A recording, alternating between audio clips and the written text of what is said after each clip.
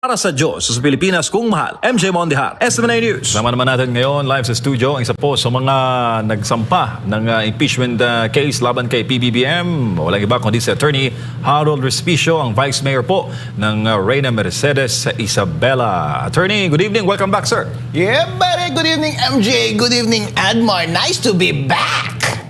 Yes, sir. At kanina, marami pong nagulat dahil bigla kayong nag-live. No, bigla kayong nag-live at ang plot ay nandun po kayo sa loob ng House of Representatives. Pakikwento, sir, ba't po na umabot sa punto na nagsanib puwersa po kayo, mga dating general, dating congressman, andun pa si Manong Chavit. Yeah, buddy. Dahil ang complaint na ito for impeachment laban kay BBM ay impeachment ng taong bayan. At hindi ito impeachment lamang ng isang grupo. Nandun ako kanina bilang representative ng mga Ilocano, ng mga ordinaryong Pilipino at mga elective officials sa ating bansa. Dahil sinasabi ng administrasyong ito na sa kanila pa rin yung suporta ng Luzon, ng mga Ilocano at lahat ng mga nakaupo na elective sa ating lipunan. Pero hindi po. Kami po, sama-sama, pinakamabibigat na politiko, pinakamabibigat na mga abogado sa ating bansa. May track record na successful impeachment cases. Sila Chavit, sila Mike Defensor, sila Attorney Topacio, sila ang pinakamagagaling na gumawa ng impeachment complaint. Kaya ito yung pinakamaganda na isasampasan na impeachment complaint, hindi yung walang kwentang impeachment complaint na ipinasa nung Monday.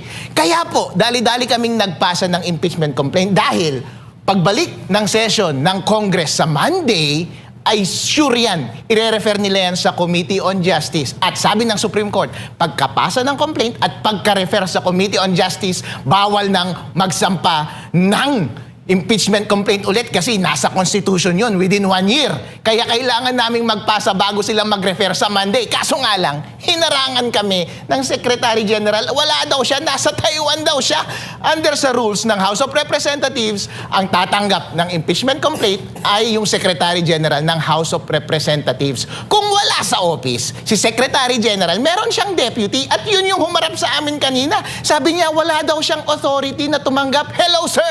Ang authority mo nasa batas. Ang pinagpapasahan namin ay yung opisina, hindi yung taong absent. At saka, ang sabi nga nila, noong 2017, nagsampa na rin kasi ng COMELEC impeachment case laban kay Commissioner Bautista. Merong president na ang tumanggap noon yung deputy, hindi yung Secretary General. Kaya hindi pwedeng palusot yan. Obvious naman na ayaw ninyong tumanggap ng mga substantive na impeachment cases, katulad ng impeachment case na isinampa rin kaninang umaga ng Makabayan Black, dahil gusto ninyong ang pasusutin lang ay yung isinampa nung Monday na walang kwenta at affiliated pa sa administrasyon yung gumawa ng impeachment. Pagka-refer niyan sa Monday, forestalled na lahat ng mga susunod na complaint at yung walang kwenta na impeachment case ang padadaanin nila at sure, dismiss yan. Bakit ayaw ninyong palusutin itong substantive at substantial na impeachment case na gawa ng pinakamagagaling na utak sa ating bansa? Di ba dapat, attorney, ministerial yan yung pagtanggap? Tama. Automatic nyo yun dapat, di ba? Automatic. Ang isang public official, dalawa lang naman ang paggawa mo ng trabaho, ministerial o discretionary. Ang pagtanggap, ayon sa House rules, ay ministerial. Dapat tanggapin mo. Hindi ka pwedeng umiwas. At kapag ginawa mo na hindi tanggapin ang aming complaint, hindi ka sumusunod sa tungkulin mo bilang isang public official. Kaya sir, yung humarap kanina, meron kang pananagutan sa batas. Di ba po kaya, by nag-comment kasi kanina sa live po ninyo, attorney, sabi nang nag-comment at ako, baka mapapahamak yung humarap ka na Attorney Respicio at baka matanggal sa trabaho pag tanggapin yung inyo pong impeachment case na inayain kanina. Hindi lang ba kaya yan, MJ? Sure yan, bossing. May pananagutan ka. Hindi ka namin iiwan. Opo, attorney, marami pong nagtatanong. Ano ra po ang pinagkaiba sa grounds ng yung impeachment case na final kanina kumpara po sa impeachment case na i-final naman noong pong January 19, sir? Itong impeachment case namin ay comprehensive. Napakaraming grounds. Yung nasa Constitution, ang daming grounds na pwede. Lahat yun, tinalakay namin. Mas maganda sana kapag na-submit at na-receive yung aming impeachment complaint para meron akong liberty na mag-discuss ngayon. Pero mainly, isa sa mga grounds dyan ay culpable violation of the Constitution na nagbigay daan ng malawakang graft and corruption sa ating bansa at siya rin ang dahilan kung bakit nawalan na ng tiwala ang taong bayan sa ating presidente. Betrayal of public trust. 3 grounds kaagad yan. Sweep na sweep kaagad. Ito pa, example. Anong example ng culpable violation of the Constitution? Yes, sir. Yung mga program na mga appropriations doon sa ating budget. Sino ba ang required na mag-prepare ng budget? Ang executive. Ang executive ay nakalodge lamang sa isang tao, ang ating presidente. Siya ang nagpatupad ng mga unprogrammed funds. Against yan sa Constitution kapag hindi specified kung saan manggagaling yung funds at walang trigger doon sa general appropriation. Pero ginagawa nilang practice yan, culpable. Ibig sabihin, sinasadya at alam pero pinagpatuloy mo pa rin, culpable violation of the Constitution. Iniwasan mo yung utos mismo ng Constitution pagdating sa tamang pag-appropriate ng unprogrammed funds. And yan tuloy, sabi nga ng kanilang mga kakampi na bumaliktad na, yun ang dahilan kaya sila nakapagnakaw at meron pang mga specific statements na may delivery mismo kay Presidente at sa kanyang mga kakampi. At yan din ang dahilan kaya ngayon ang taong bayan wala nang tiwala sa kanilang lahat. Dahil settled naman na naniniwala tayo na yan ang dahilan kung bakit nagkaroon ng malawakang daya sa ating lipunan. Huwag po nating sabihin na matagal na nilang ginagawa itong bagay na ito. Therefore, forestalled na tayo, bawal na nating questionin ang bagay na ito. Dahil tandaan po ninyo, yung PDAF noon, yung pork barrel, matagal na nilang practice yan. Pero sinabi ng Supreme Court, unconstitutional yan, pwede pa rin nilang gawing illegal, ideklarang illegal. Therefore, kapag violate mo yung Constitution, yan ay culpable violation of the Constitution. Ground yan ng pagtanggal, pag-impeach sa ating presidente. Pero huwag kayong mag-alala, darating din ang buong kopya ng ating complaint sa mga susunod na araw at sana tanggapin ng House of Representatives ang ating complaint at magkakaroon tayo ng kalayaan na i-discuss ang lahat in detail ng laman ng ating impeachment complaint. Bago lang po si Partner Mar, Attorney, based po sa mga nangyari ngayong araw sa House of Representatives at batay po sa kalaman nyo sa batas bilang pong abogado, ang impeachment po ba isang political favor o isa pong constitutional right? Karapatan po ng bawat Pilipino, as a matter of fact, duty ng bawat Pilipino na i-confront ang lahat ng kamalian ng ating gobyerno. At isa itong political process. Karapatan natin ito. Kaya kapag ipinagkait sa atin ang ating kakayahan na magsampa ng impeachment laban sa presidente sa pamamagitan ng ganitong mga schemes, tayo po ay pinagkakaitan ng ating karapatan. Kaya mga taong bayan, huwag po tayong pumayag na laro-laruin lang tayo at pagkaitan tayo ng ating karapatan na iproseso ang impeachment ng ulo ng lahat ng korupsyon sa ating bansa.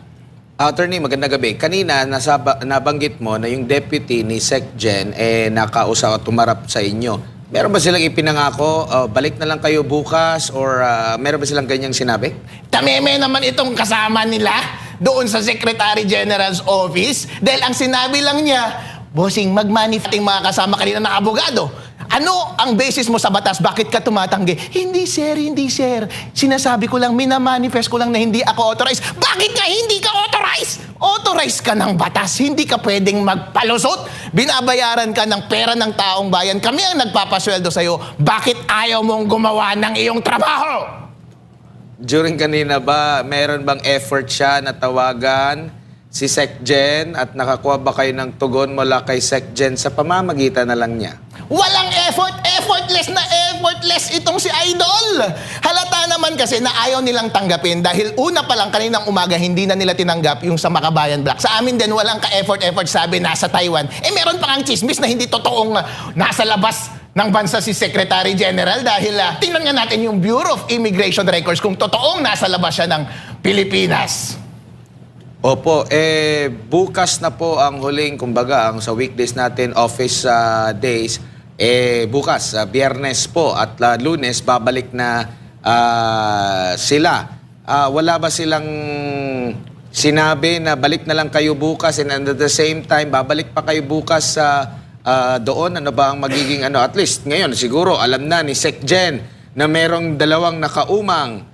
Hindi ba yun sapat na magre-remind sa kanya, oy, magtrabaho ka, kailangan ka sa opisina? Ang ganda ng tanong mo, Admar, di ba? Kasi kung may intention silang tanggapin ang ating impeachment complaint, di ba sasabihin nila, sorry sir, kapag pumunta ka kasi Starbucks, sasabihin nila, pasensya na sir, balik ka na lang bukas kasi wala yung boss namin dito, balik kayo sa Monday. Wala man lang ganun na courtesy. Kung may intention kayong tanggapin, bibigyan mo kami ng convenience na advice na babalik sana kami bukas o sa Monday para mag-file. Pero hindi nila ginawa yun. Intention talaga nila na huwag tanggapin ang aming complaint. Mukha naman kaming tanga kung babalik pa kami doon bukas at ipipilit namin na tanggapin. Ngayong araw na nga ito mukha kaming tanga na nag-file at hindi tinanggap. Siguro nasa kanan nila yung bola nila ngayon. Pwede pa kayong tumawag sa amin ngayong gabi o bukas ng umaga. Papuntahin nyo kami dyan. We will take your word. Magpapasa kami ng impeachment complaint dahil hindi kami papayag na hindi mapanagot si Presidente BBM dito sa malawakang korupsyon sa ating bansa.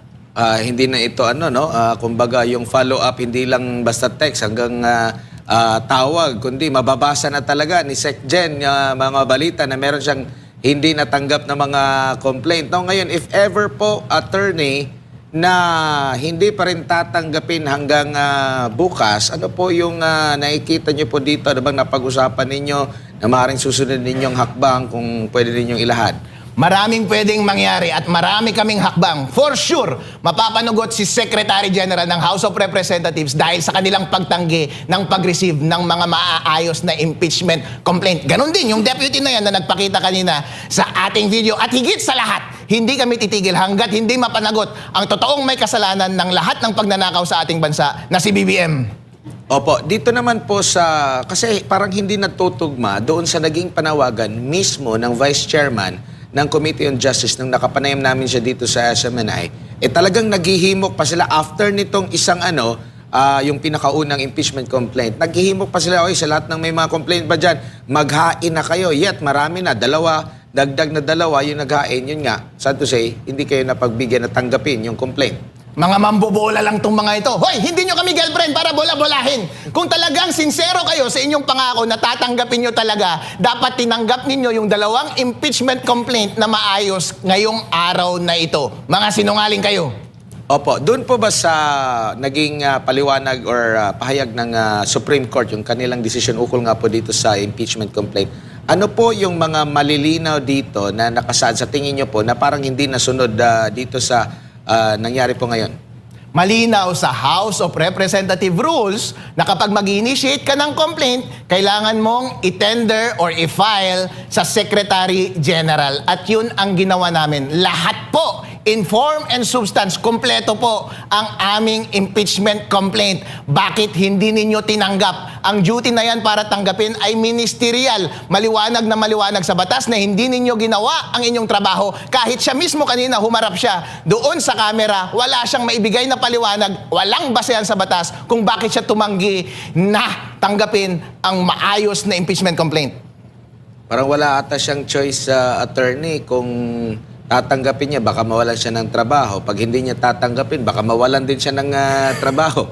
Hindi pwede, hindi tayo pwedeng magduwag-duwagan. Dahil ang nakasalalay dito ay ang kinabukasan ng ating bayan. Ang unang tungkulin po natin ay sa taong bayan, sa publiko, hindi sa presidente, hindi sa bossing natin. Kaya kapag sinasabi ng batas na tanggapin mo ang impeachment complaint, tuparin mo ang iyong trabaho at tungkulin. Opo, dito tayo sa proseso, sir. Sakali man na tanggapin na ito, either bukas ba, at isasama ito, ikakalendaryo ito ng speaker, ano po yung next na proseso po niyan?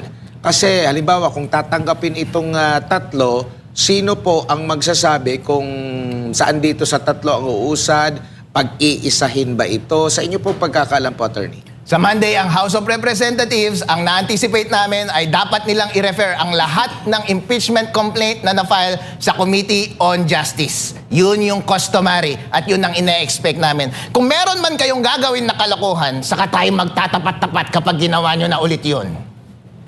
Opo. At ang tanong dito, kasi yung unang, kung masasagot nyo po or pwede nyo rin hindi sagutin, attorney, dun sa unang naghain ng complaint, isang party list representative ang parang nag-sponsor, nag-endorso nito, sa katauhan ni Congressman Nisay, na sinasabing kabilang doon sa tinagurian ng ICI ng mga contractors daw.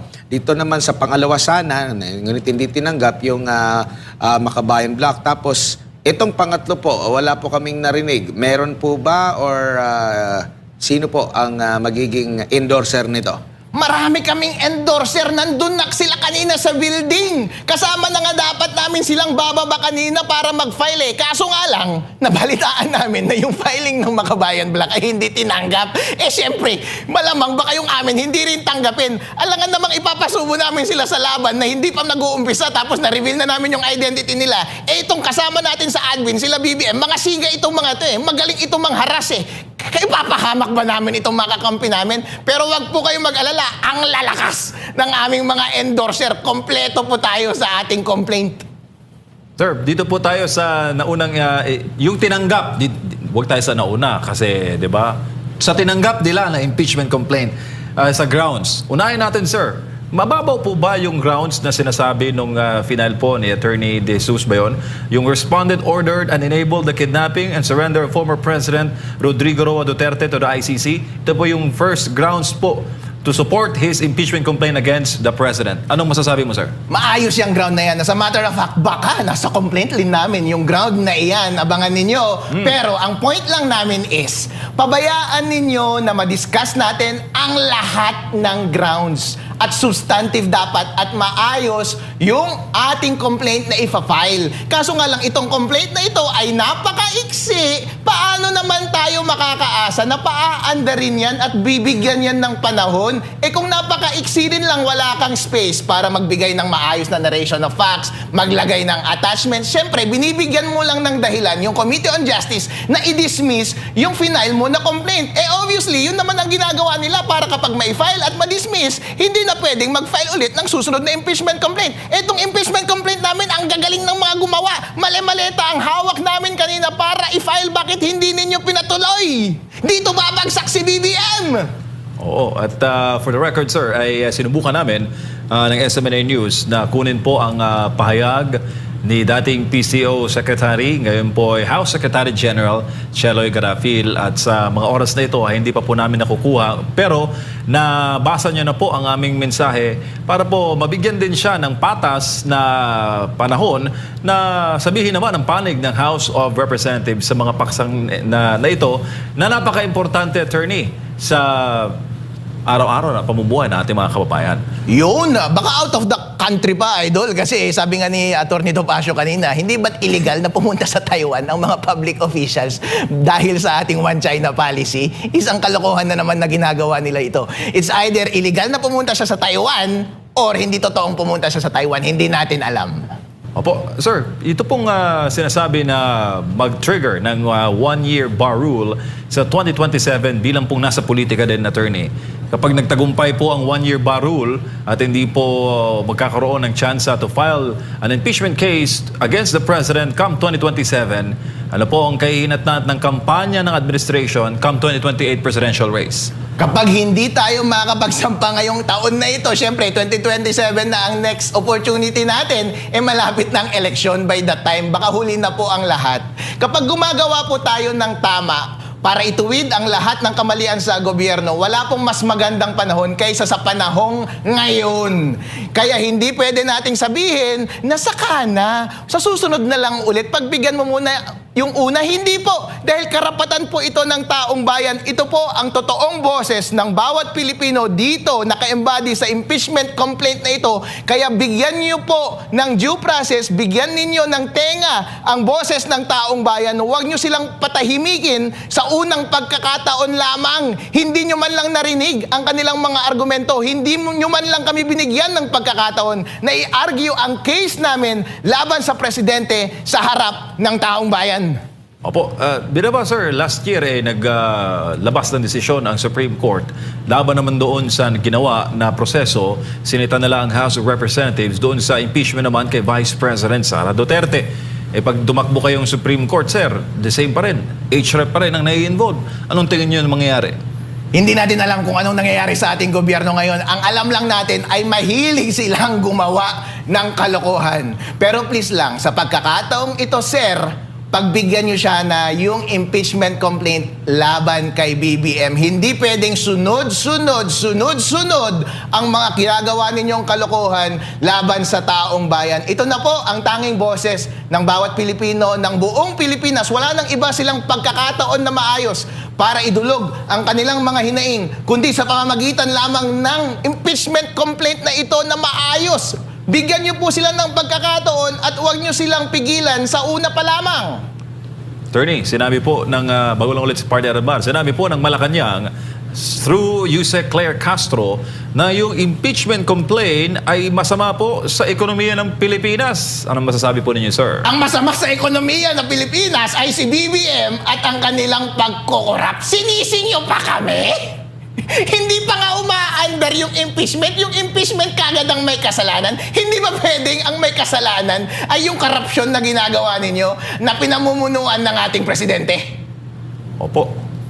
Attorney, meron ka bang narinig din mula sa panig ng Kamara sa liderato? Kasi nung naghain ng unang impeachment, yung tinanggap na impeachment complaint, nagsalita agad yung speaker na hindi ito usad mali itong mga paratang. Pero dito sa ikalawa at ikatlo, wala pa tayong statement na naririnig. Siguro dahil hindi pa na tinatanggap. Si speaker ba nagsalita niyan? Doon sa yung pinakauna, nabanggit na niya mismo ni Speaker Boji D na naniniwala siyang walang grounds yung mga nabanggit doon sa unang impeachment. Wow, una pa lamang na-reveal na nila yung strategy nila. Una pa lamang, sinasabi na nila na walang kwenta yung una na impeachment complaint. All the more reason na dapat tanggapin ninyo yung pangalawa at pangatlong impeachment complaint na ipa-file. Dahil hindi nyo tinanggap yung pangalawa at pangatlo, obvious na obvious, yung scheme ninyo at modus ninyo na ang tatanggapin ninyo ay yung complaint na kayo na rin mismo ang nagsasabi na hindi siya aandar at madidismiss kagad. E di ngayon pa lang alam na natin ang playbook ninyo. Huwag na ninyong lokohin ng taong bayan. Opo, and kamusta naman yung meron ba kayong sariling pagmamonitor sa 300 mahigit na mga kongresista? Ano ba ang sentimiento nila? Kung meron po kayo, kaugnay po dito sa mga nakakausap nyo rin po, attorney. Magtiwala ka sa amin, Admar, dahil marami tayong kakampi sa Congress, sa House of Representatives. Hindi lang muna sila nagpapa-expose ngayon dahil dapat sabay-sabay. Ito nga na dapat yung trigger para lumabas silang lahat. Dahil ang dami nating kausap at lahat sila ay susuporta sa atin. At tandaan natin, ang taong bayan, ang buong Pilipinas ay suportado na mapanagot kung sino man ang ulo at pasimuno ng malawakang korupsyon sa ating bansa. At alam yan ng ating mga congressman at obligasyon nila sa kanilang mga constituents na sundin ang damdamin ng mga taong bumoto sa kanila. Hindi nila pwedeng tanggihan kung ano ang sinisigaw ng taong bayan. Opo, lagi nilang sinasabi po, attorney, lalo na sa side ng palasyo ng matanggap na ang unang impeachment complaint, na dapat daw galangin ang konstitusyon, sumunod sa proseso, sumunod sa due process. Hindi raw totoo na nagtatanim sila ng ebidensya gaya ng mga ipinupukol sa kanila kaugnay doon sa unang impeachment. Sakit, tingin niyo po ba may tama? Ay, may tama. Easy. I mean, yung tama yung nabanggit niya na dapat sundin yung konstitusyon, dumaan sa due process. Nasunod ba yung constitution at due process doon sa paghahain ng dalawang impeachment complaint? Look who's talking, sir! Sabihin mo yan sa sarili mo. Dahil ang mga salita ay walang kwenta kapag hindi mo naman ginagawa. Ang tanging may consequence lamang ay ang ating gawa, hindi ang ating salita. Kahit dakdak ka ng dakdak dyan na dapat sundin ang batas at ang konstitusyon, kung bawat hakbang mo naman at galaw ay hindi nagsasang-ayon sa batas at konstitusyon, hindi kami naniniwala sa iyo. Sige nga, patunayan mo na dapat masunod ang batas at ang konstitusyon at ang rules ng House of Representatives. Dapat tanggapin ninyo ang aming impeachment complaint.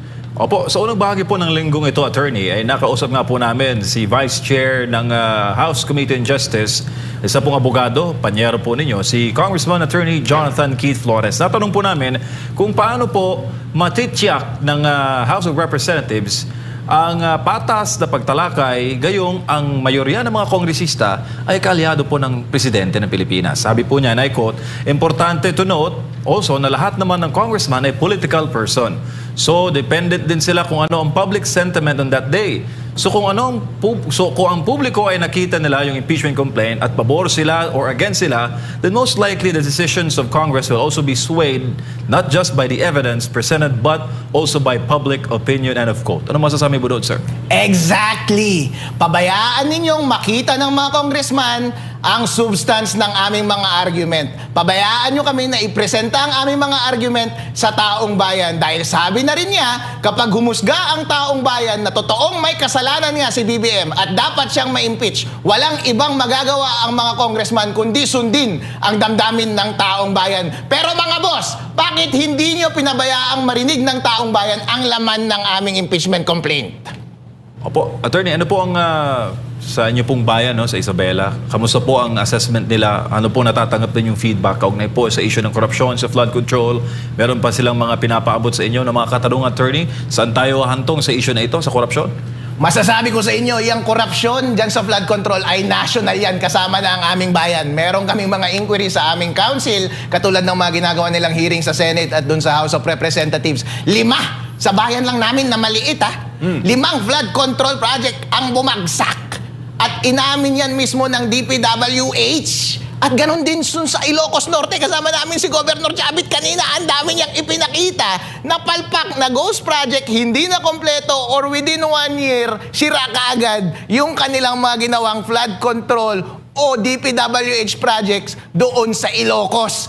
Yan pong problema na yan ay pang buong Pilipinas. Kaya nga po, maganda po na may i-reveal natin ang aming mga allegation, ang aming mga ebidensya dahil panahon na para makita ng taong bayan ang detalyadong pagnanakaw nila ng pera at salapi ng bansang Pilipinas. Meron naman daw po silang ginagawa. Meron na daw po silang napakulong ng mga opisyales ng DPWH attorney. Hindi tayo papayag dyan na hindi mapanagot ang mastermind. Sino bang makakapagtanggi na ang mastermind dito sa korupsyon na ito ay si President Bongbong Marcos? Sinabi na rin yan mismo ng kanyang mga dating kakampi. May detalyadong mga kwento. May delivery ng package, mali-maletang salapi sa kanila. May tatanggi ba natin yan kung sa normal nga napatayan tapos yung gunman umamin mismo na merong mastermind? Hindi mo ba paniniwalaan yung sinabi ng gunman? Siyempre, paniniwalaan mo. Lalo na't may circumstantial evidence na yung sistema nila ng unprogrammed appropriations at iba pang pagkuha ng budget sa iba't ibang ahensya ng gobyerno para magamit lamang sa kickback ay detailed at documented at testified upon sa lahat ng mga hearings at interview sa media. Kompleto po ang ating ebidensya, hindi nila maitatanggi iyan. Bilang panghuli na lang siguro, attorney, ano na lang po yung mensahe ninyo sa ating mga kababayang nagmamasid, hindi lang po sa inyong lugar, kundi sa buong Pilipinas, maging sa abroad, attorney? Mga kababayan, huwag po kayong tumigil sa pagmamasid lamang. Obligasyon po natin na kontrahin ang lahat ng kalokohan na nangyayari sa ating lipunan. Ngayong naipresenta na namin sa inyo ang lahat ng pagkakamali ng ating gobyerno. Siguro tayo na ang magkukulang kapag hindi pa natin ito i-confront o hindi pa natin gagawin ang lahat ng hakbang para lahat sila ay mapanagot. Kapag hindi po tayo magsasalita, kapag hindi po tayo magpa-participate dito sa impeachment process na ito, baka tayo rin ang ating sisisihin, ang sarili rin natin ang ating sisisihin sa huli na bakit natin pinabayaan na magpatuloy ang ganitong kalokohan na nangyayari sa ating lipunan. Inuulit ko po, obligasyon po natin na patigilin ang lahat ng mga pagkakamali ng ating gobyerno. Dahil kung hindi, ang penalty ng pagiging tahimik at pagmamasid lamang ay pamunuan tayo ng mga demonyong mga politiko sa ating bansa. Maraming salamat si Attorney Harold Respicio, isa sa mga complainant laban sa ito sa impeachment complaint laban kay Pangulong Bongbong Marcos, kaso hindi lang natanggap. So, antabayan na natin ito bukas kung ano ang magiging susunod na kabanata po nito. Oras po natin, 10:00. Kami ang boses ng masa, hindi natatakot. Katotohanan lang, di kami nalulunod. Walang bahid ng sismis, lahat ay totoo. Kahit sino ka pa, pag mali ka babanatan ka. Walang pinipili kulay, wala kaming kinikilingan. Basta para sa bayan, kami lalaban. Pag tama palakpakan, pag mali banatan. Di matitinag, di matatakot, para sa bayan tuloy ang sigaw. Sa harap ng kamera, walang halong takot. Mga baluktot, lahat kayo'y tutumba. Ang hustisya at totoo, yun lang ang mahalaga. Kahit sinong harang, di kami matitinag. Walang pinipiling kulay, wala kaming kinikilingan. Basta para sa bayan, kami lalaban. Pag tama palakpakan, pag mali banatan. Di matitinag, di matatakot, para sa bayan tuloy ang sigaw. Kung nasa tama ka, ikaw ay aming kasama. Pero pag mali ka, handa ka na bang mabasag? Banateros kami, walang inuunan, dahil bayan muna bago ang sarili.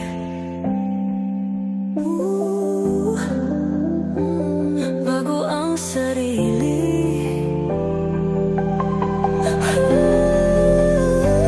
Pag tama palakpakan, pag mali banatan. Banateros ang sigaw, katotohanan ang laban.